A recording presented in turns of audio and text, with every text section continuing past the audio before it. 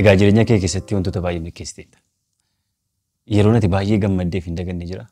Jireenya kee keessatti guyyoota muraasaan gammachuu guddaa fi miira addaa natti dhagahame keessa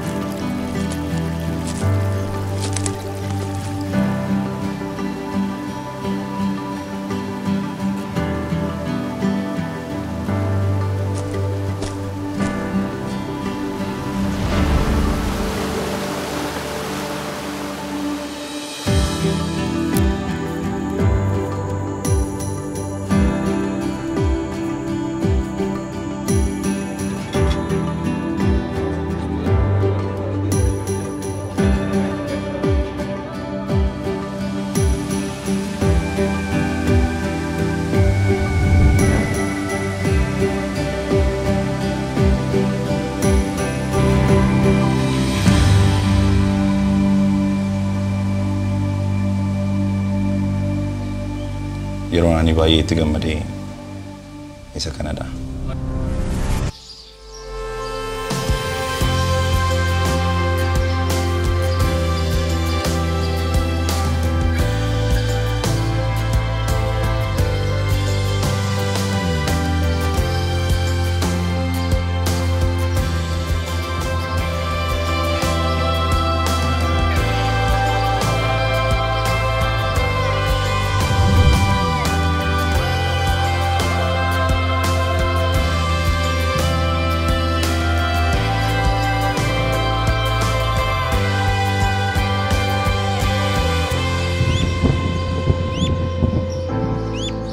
Wanti irratti waadaa gaa'elaa waliif seenuun yaadannoowwan bara baraa keessaa tokkodha.